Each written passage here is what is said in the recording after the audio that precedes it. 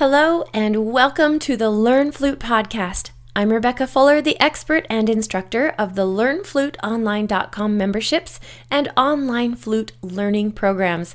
And on today's podcast, we'll be starting a series of 3 episodes, which will take us through 9 different extremely helpful, that's 9 steps to becoming the flutist you want to be.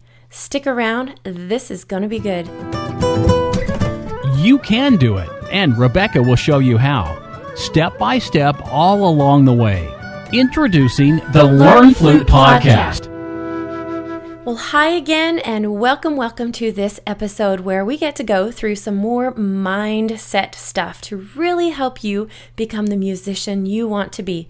You know, it's one thing to own a flute and some sheet music, and it's completely another thing to actually understand and have the knowledge, education, and motivation to use it all properly so that you can become the best version of yourself you can be. Now, I always say that I really enjoy talking mindset because it's kind of the other side of learning that I feel like a lot of teachers forget to talk about.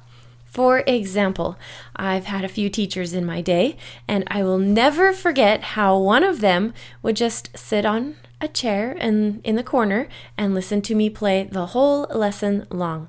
She never actually did any instructing. She'd either say good or bad, and then I would play the next one. Yeah, that really happened to me. Once I had the privilege of studying with a, quote, real teacher, my eyes were opened to a whole new world of possibilities, and my mindset completely changed. I wanted to be just as motivating to others as the greatest of instructors were to me. So take advantage of this. I am doing it all for you. So today we're going to start with the first 3 of my little list of steps to becoming the flutist you want to be. And I'll start by letting you know that these aren't in any particular order. No trait or skill is necessarily more important than any of the others. So with that, let's get started. So number 1 is to focus on steadily improving.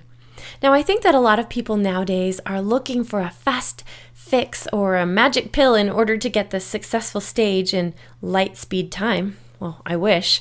Well, in the music world, especially for those learning how to play an instrument, it just doesn't happen by itself. The knowledge just doesn't jump into your body overnight. Well, I've told several of my students that perhaps they could put their sheet music under their pillow at night, and then when they wake up in the morning, having learned it all through osmosis. I wish. Well, the only way to get your body to become more fluent in the movements, tone, technique, and skills is to take what is presented in the proper order to learn in and to really do it. Do it yourself all the time, each day. Lucky for you that I have the perfect plan all set up for you. Now, as you listen to this podcast, you can evaluate where you are and where you like to be, and then you can make sure you get yourself into the membership area of the lessons at LearnFluteOnline.com and focus on steadily improving. You can do it. I know you can because I've done it and I've set up the steps for you and it works. I have many others who have followed, listened, and worked towards it, and achieved the success that they were looking for. So with that, let's remember that number 1 for this episode of the 9 steps to becoming the flutist you want to be is to really keep front and center that you just need to strive for steady improvement. Now, let's move on to number 2, which is to remember your why more often. Why did you start playing the flute initially? Why did you pick the flute in particular? There are many other instruments out there. Why the flute? So if you've been a regular listener of these podcasts, you'll maybe remember back in episode number 42, I think, that we talked about what your inspiration was when you began your desire to pick up the flute and learn to play well. So this step is very similar to that. The coolest part of learning how to play well is when you get to the stage where you realize that you're on your way.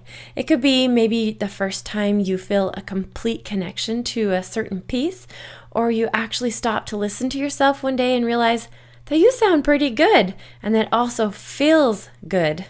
That's a cool moment because it's obviously have been on your goal list from the very beginning. Now, I honestly don't think anyone gets all set up to learn to play an instrument with the goal of never sounding good or knowing how to play the music they intend to. It's just not how we work. We always intend on having the results we want. So, good thing for you that I have the exact steps you need to go through to get there. You'll find them in the membership area of the particular level you're working through, and you can ask me all sorts of questions there. So, just to recap today so far, number 1 was to focus on steadily improving, and number 2 is to remember your why so you can stay motivated and keep that front and center. Okay, moving on to the last one for today, and that's number 3, which is always find joy in the learning process. For those of you who are a little bit impatient, I completely understand, because what's going to be the focus of the next minute or two of this episode is that we always need to remember that the journey is part of the success. Yes. So if we get stuck thinking that we have to get to a certain stage or be able to play a certain piece on our flute, we'll not actually ever reach our potential. Because I've learned this over my years of playing and teaching, we never actually reach it. Music is a never-ending loop of awesomeness. Progress never ends, and I'm 100% positive that if you found the oldest professional in the world right now and asked him or her if they ever felt like they were done learning, growing, or perfecting their skill, I am positive that they would just say no. There's always something to try and do better. So it's time we all just unbunch our pants and relax so that we can really enjoy the journey. It's so much fun to watch ourselves progress and learn.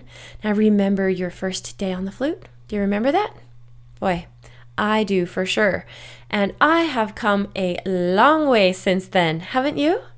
The line of progression just keeps moving on. And once we start to get a little kick out of the learning journey, well, we're well on our way to having a good time with the instrument. Well, that does it for today's episode. We'll explore more of these steps in the next one, but let's just quickly restate each one so that in case you want to take notes on a perfect little yellow sticky note and place it on your kitchen cupboards, well, you can do that and start to remember that it's a lot about the mindset as well. So number 1 was to focus on steadily improving. Number 2 was to remember your why. And number 3 was to learn to get a kick out of the learning journey. Enjoy this. It's cool. Have a beautiful, beautiful week. I will see you in a lesson soon, and we'll catch up in the next episode later. Bye now. Thanks for listening today. Remember that this is where people of all ages, such as you, can come, learn, and play the musical instrument flute in an easy-to-follow, organized manner, and in the privacy and comfort of your own home, on your own schedule.